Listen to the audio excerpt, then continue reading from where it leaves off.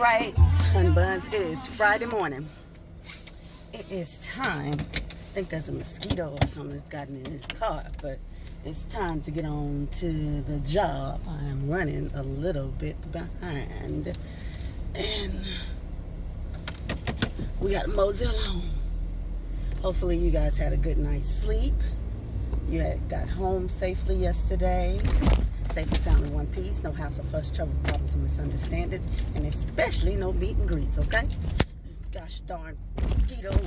I gotta let down the window, y'all. Because I needed to get out of my car. Gotta turn. Bear with me.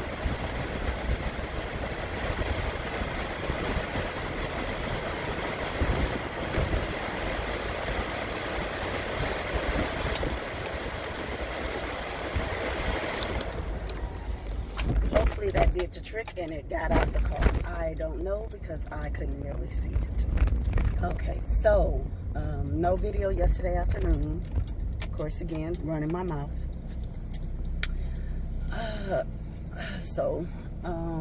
Yeah, I came on straight home. And then on top of that, I have no idea why this truck is sitting here and ain't freaking moved. Like, it's just sitting in the driveway. Like, people don't have to get out and go somewhere. Like, dude, pull off to the side, pull on out the driveway, and then park right there on the curb, like out of the driveway. It's too early in the morning. It's Friday morning, y'all. It's Friday morning. It's Friday morning. We're gonna try to have a great day. We definitely are. I really wanted to stay in the bed this morning, but I went to sleep pretty early last night. I believe I did. I know it had to be 8 something, close to 8, something like that. Because I was out until my alarm went off this morning. I was asleep. So, hopefully, like I said, y'all had a good night's sleep. Get on to this job this morning. And, hoping for a good day, a great day. Because, yesterday, honey, when I tell you, like, my supervisor, like I told you, I had to get the papers notarized, right? So I go to the guy on our floor who does the notary, and I'm telling him, okay, hey, our supervisor said, if you can go ahead and notarize these, right? He's saying he has to do something else that morning. Yeah, you know, he has to go out and go make his rounds to the other areas, locations and stuff. And I said, okay, well, I can just wait till you get back. There's no big rush. There's no big biggie, right? And he was like, well, like my other coworker, I didn't know that she had a pack that needed to be notarized as well. Exxon is at 165 and Shell is at 179 still. Yeah. And so I didn't know about that, right? But she only had one. And I only had like the 3 pages. That was it. And so he was like, well, I said, well, it's no big thing. You know, I can just put them on your desk. You can do them when you come back. Or, you know, I can just wait till you come back. It's no big deal. And he was like, well, you can put it in a box and put it on my desk. I said, why? It's not that many. It's only 3. Like, it was only 3 stacks. But only the top pages need to be notarized. And he was like, you know, I don't want it to get mixed up with anything else on my desk. I was like, I don't really think this is going to mix up with anything else on his desk, because there's nothing else on his desk. You understand what I'm saying? And I started laughing. I was like, I don't really think this is going to get mixed up with anything else on your desk. And so at this point, I'm starting to get irritated, because it's almost like, to me, myself, that he doesn't want to do it. And I'm telling him, like, you don't have to do it now if you're going to do it later. And if I'm talking about later, why do you think this is going to get mixed up with something that's not even on your desk? So, by this point, I'm looking like I don't have the time or the patience. And so my coworker takes hers, that she's talking to him about hers too. So she takes it, he goes, takes the box, right? He acts like it was like a big stack heavy, right? It wasn't about that much, y'all. And he he takes a box from her, asking him was there a box we could put in. She gives him a box, right? And then she puts hers in there. I said, well, you can do whatever it is that you want to do with it. Whatever's simple and easy for you. I wasn't about to put it in a box. If you want it in a box, you put it in a box. Because it's not that big. And if that's what you feel that's comfortable for you, then I'm looking like you going to do that. And then you take them on where you got to.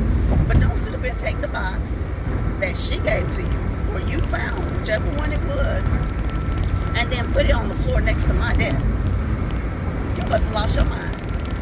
No.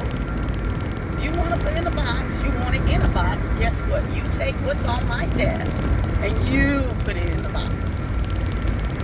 Since you volunteered yourself every day to go walk around this floor and you have to talk to everybody, well, guess what? I waited till you came on back to where I was and I asked you to have these notarized. That was it. So you put them in a box and you take them on with you.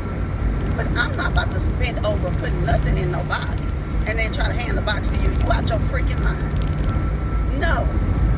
So, you know, he kept going back and forth. Well, I have to check the dates on. That has nothing to do with me at this point. Because now you're irritating my soul. So he was simply talking about what he had to check and make sure it was days that he was here. And I'm like, and he's still sitting there talking about, and I need to verify that's the person who signed it. I get all that. That's your job. That's what you have to do to notarize it. But saying all this to me is gibberish. You have yours, I have mine. That's it. So, I was like, well, if you have a question or you're concerned about what it is that you're notarizing, and I told him, I said, you should go talk to our supervisor, because that's where I got them from. I said, so the only thing I was asked to ask you to sign them, to notarize and sign them. I said, so go ahead and take that up with him, or you take it up with his supervisor, because both of them had to sign off on it, right? I said, you take it up with them to get the information that you need, because at this point it has nothing to do with me.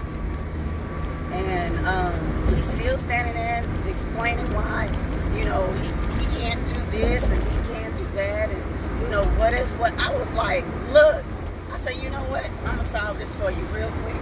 So I'm gonna take this back to my supervisor and let him know that you can't sign it because you either weren't here for training or you don't know who signed it, and you can take it up from there. How about that? And I grabbed the stacks of paper and I walked on off, because I'm like, at this point, get the fuck away from my desk and stop talking to me. You are irritating my soul to the bone, okay? And I took him back to my supervisor and I told him, I said, well, you know, he said he can't sign it because these were signed on the days that he wasn't here. And my supervisor was like, what? He was like, he said it was on the days that he wasn't actually here, and so he can't sign it. And he has to verify who actually really signed it. And my supervisor told me, are you? He said, well, who else on the floor can notarize? I was like, I don't know. He was like, do you guys have a notary? I said, no, you never put it in for us. When you said you were going to put it in, you told us the next round, and you didn't go back and put it in, so we don't have our notaries. And so he said, okay, we'll ask another supervisor on the floor and see if he has a notary, and if so, ask him to, you know, notarize the papers. I said, okay. I go in the office next door, and I asked him, and he said yes. I said, okay, well, my supervisor wants to know, can you notarize these sheets, these summary sheets? And he said, yeah. So I go back in the office, and by this time, here comes old boy sitting up here strutting down the hallway. So I go in there, I tell my supervisor, I say, yeah, he said he can do it. So I grabbed him, and I go into the other supervisor's office, and I give it to him. He said, well, okay, well, I'll bring it back to you when they're done. I said, okay, thank you, I appreciate that. And I walked off. I left, right? But before I left, I can hear my supervisor talking to him when he's in there trying to explain why he can't notarize it. And which that's what he should have done in the beginning, to him, not me. You standing back there for a good 5 to 7 minutes trying to explain to me on your in-depth conversation of why it is you're contesting or what you may think may be in the packet or whatever it is. I'm not cool with you like that to want to understand. I guess that's what that was for me. And so my supervisor was like, yeah, but you were still on the clock. You were still on duty. Even if you weren't in the office per se, he said you were still on the clock. And he's trying to explain to him. He was like, yeah, but I can't say for sure that it was you and him who signed this. And he said, even though I know your signature, he was like, I don't know his signature. And I'm like, you could have just went and asked the man. You know, and so after all that said and done, he actually goes to my supervisor and explains to him what it is that he needs in order to notarize it, which he should have done again in the beginning. Saying all that to me, the two people that you need to talk to, you end up talking to, what you should have done when I gave them to you, if you had any type of hesitancy about the paperwork. Because I can't verify the paperwork of who signed what. I can look at the signatures and know the name, but I don't know the dates that they signed it. I don't know the days that they signed it. I have no idea. I'm not in their office. I'm at my desk in the cubicle. I was asked to come get them out of my supervisor's office and take them to go get notarized. That was it. So he goes in there and explains to our supervisor that's, you know, what he needs when he's signing on certain dates and certain times and stuff like that. And I'm looking like, and lo and behold, short story of this, of all of that I just explained, he brings them back to me, not the other supervisor that I left them with, the one who wanted to complain to high heaven to notarize. Don't bring them back to me and put them on my desk. I told him thank you. That was it. That was the end of the conversation for me. And he was like, well, one of them had the wrong. I don't care. And I'm just looking at him like, okay. He was like, yeah, I just had him change it. Okay. We're not cool like that. We're not cool like that, not co-workers like that, for me to be trying to understand and be compassionate of your woes of the day. I keep to myself. I keep, do my job. I talk every once in a while, say hey to people every once in a while if they speak and say hey. But other than that, no, I'm not going out my way and on my floor. No, I'm just not. I'm just being honest. When I get to work, if you there, I say hey. Most of the time, if I walk in and the whole floor is there, I say hey y'all and keep it moving. To me, that addresses everyone. So I just took the stack. I put it off to the side because I was already in the midst of some other summary sheets that I had to go through and make sure they were correct and the locations were up to date for the stuff that we pulled earlier this week. So at this point in time, I'm looking like, no. And I left that alone. After that, I put them off to the side and finished doing my work. Because I had to first I took my headphones off to explain to him what I needed.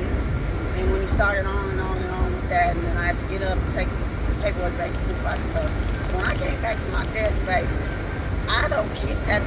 Look, for me, Kimberly Brookshield, I don't care if you like me or not at work. I don't care if you talk to me or not at work. That's not what I come to work for. And all that, this is a family. No, we're not. We're not family. This is not family orientated. Don't tell them lies and have them words spew out your mouth like that. No.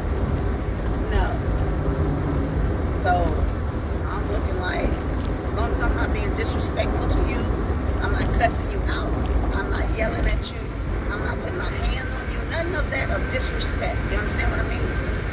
I figured when I come to work, then that should be, I'm good. Right? And so that's how that is for myself, right? And so, like I said, after that, I just had to put my headphones on my ears, click my show back on. I had my earbud in because I also I was watching or looking at something that was on my phone.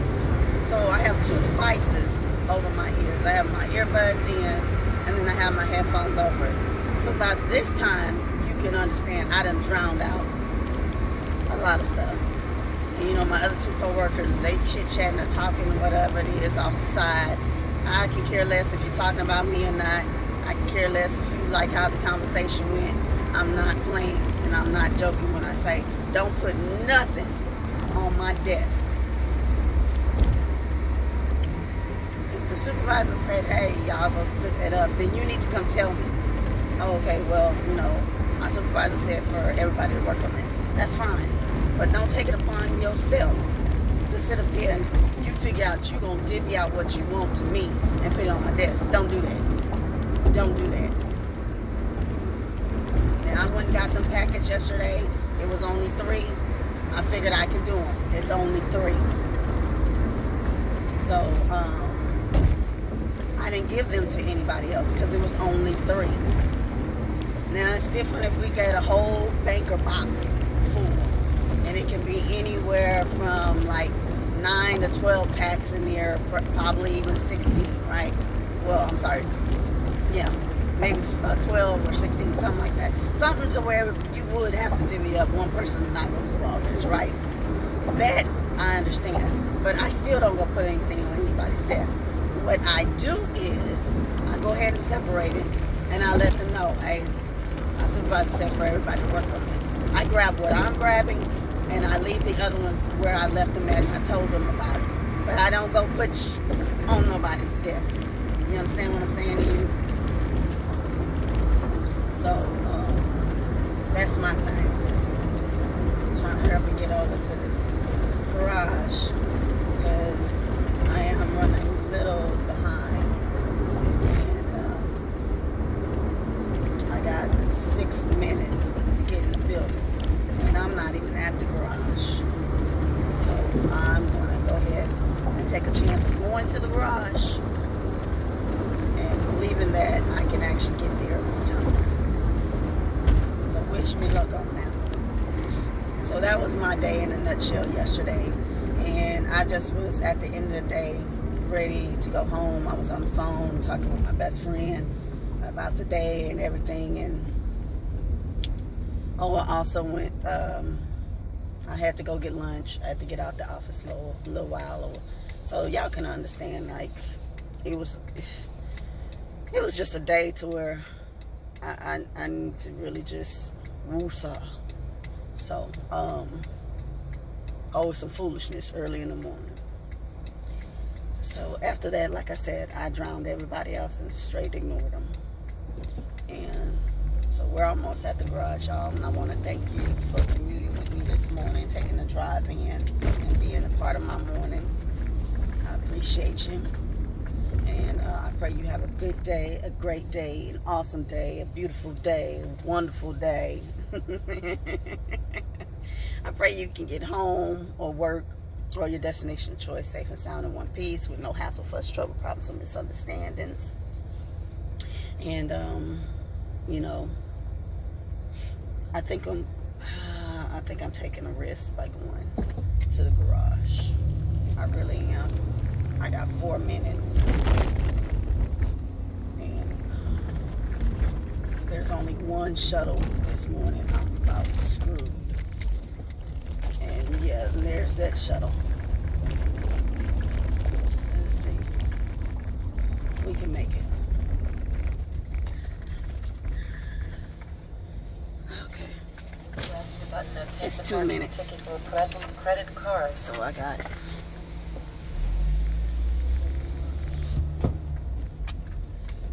I may not make it, y'all. I'm trying. So, let me go ahead and get myself ready to get on out this vehicle. I pray you guys, like I said, have a good day. No meet and greets, and possibly if you can, try to be respectful as much as you can, as best you can. Because I understand people will try your nerves, your last patience, honey. But just be respectful as much as you can. All right, I will talk to you guys later. Park this car